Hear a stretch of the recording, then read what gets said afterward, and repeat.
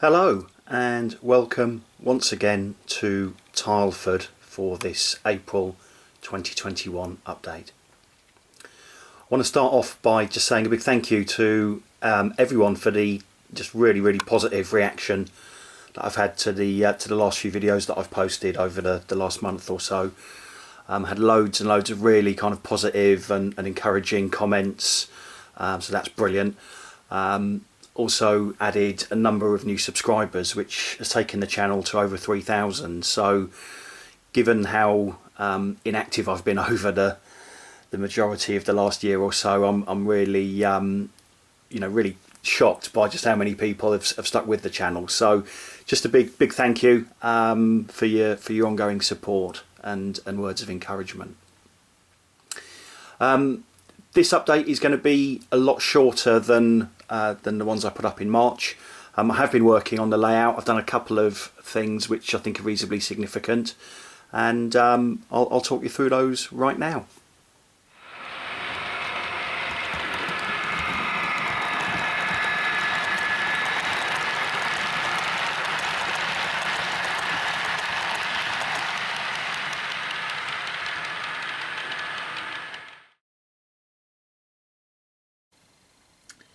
In last month's video, I mentioned that I was going to be getting round to weathering the track, and I've been a man of my word and have got on and done that. It took quite a lot of time and has been done with the airbrush, but I've got to say I'm pretty happy with the results.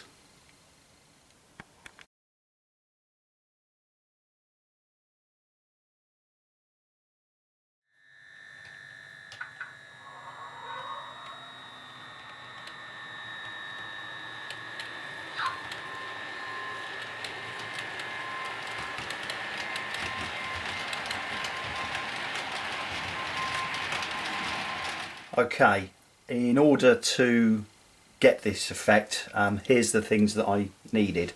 First of all, in addition to the airbrush, I made sure I had my mask. The train room is pretty enclosed, and you don't want to be getting too off your head on fumes.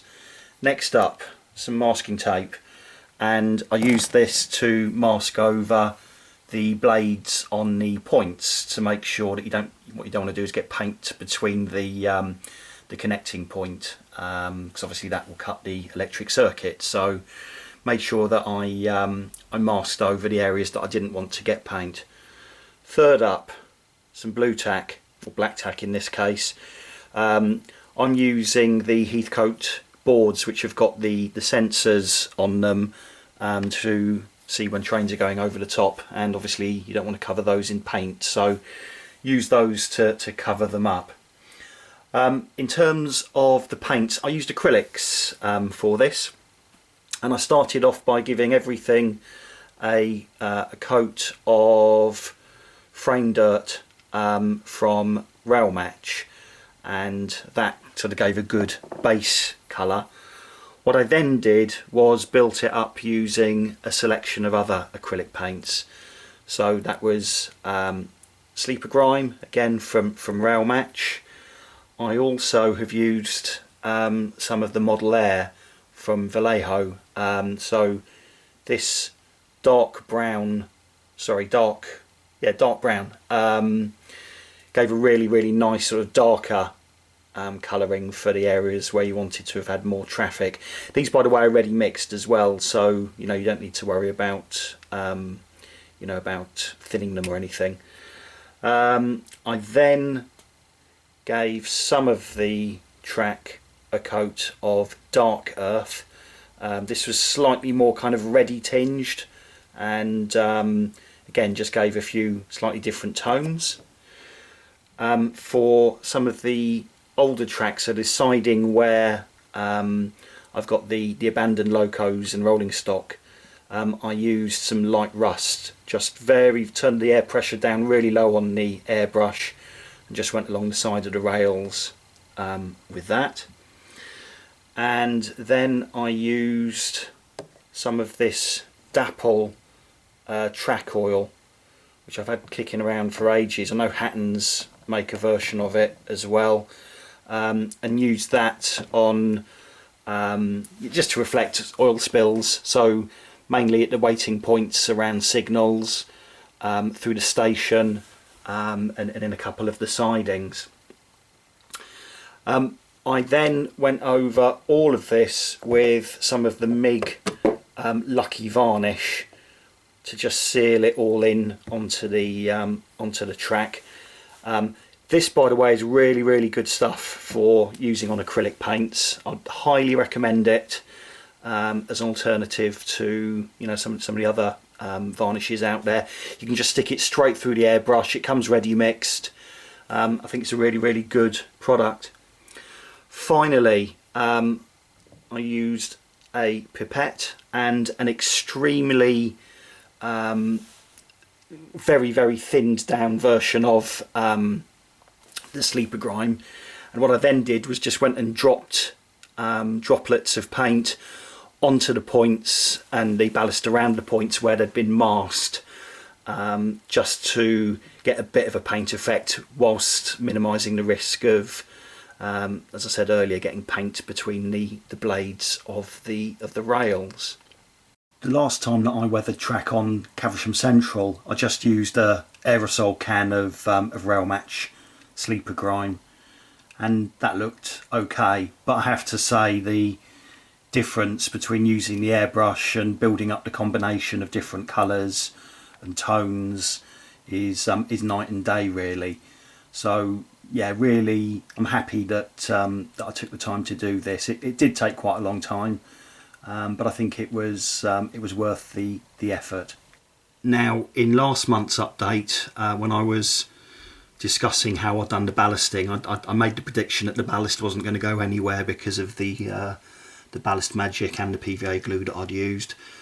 Turns out I was wrong, and when I got up close and personal with the airbrush, it did actually blow some of the ballast away in a few places. So I got the hoover out, just went over the whole layout to remove any other loose areas. In fairness, there was only about 4 or 5 of them, but then have relaid the ballast.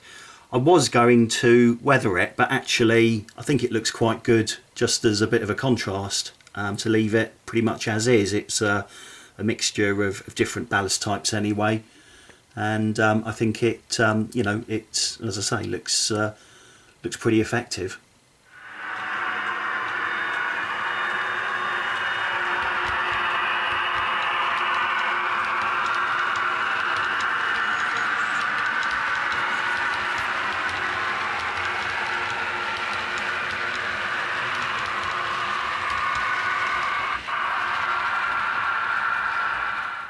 The other thing that I've started this month is constructing this Falla Aggregate Works. And as you can see, it's a pretty detailed model. I just want to share with you the instructions. So I've been trying to get my head round putting this together, and as you can see,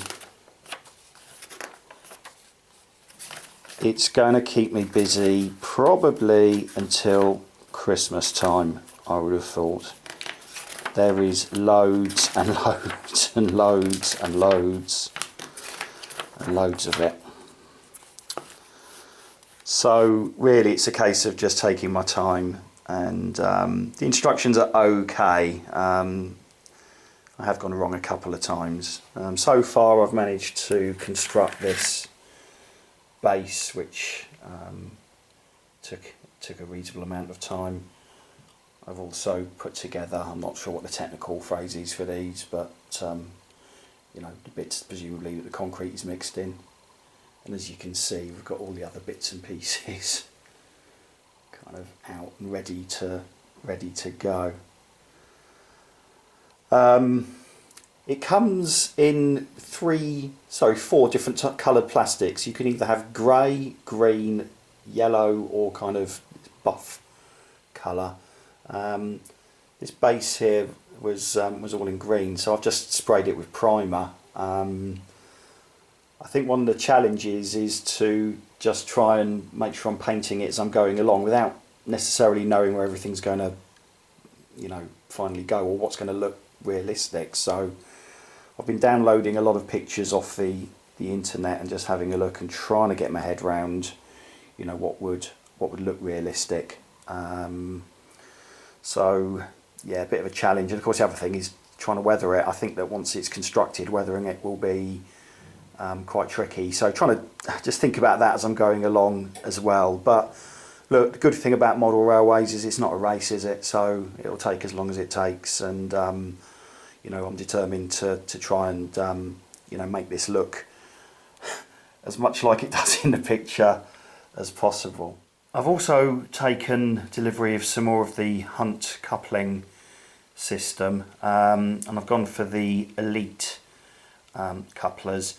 I'm going to couple up using the Elites, I think, on the locomotives, and then the lead wagon on rakes. I've got a load of the standard Hunt couplings, which are okay. Also, though, I'm going to be using KDs on, you know, some trains, but yeah, these are pretty good. I have to say, I do think that the quality of the plastic could be improved. I think particularly when you're removing the couplings, they do have a tendency to break. The main reason, though, that I placed an order was that Hunt couplings have produced this pack, which is for the Dapple MRA ballast set. Now, I bought one of these, it must be 10 years ago, and I don't think I've even ever run it, simply because the couplings that were supplied by Dapple were really fiddly and just a complete faff. I'm not sure, you know, maybe I was doing something wrong with them, but it just was always a real pain to get the couplings fitted, and they never really seemed to do the job. So I'm hopeful that these from Hunt will actually succeed where the Dapple couplings have failed.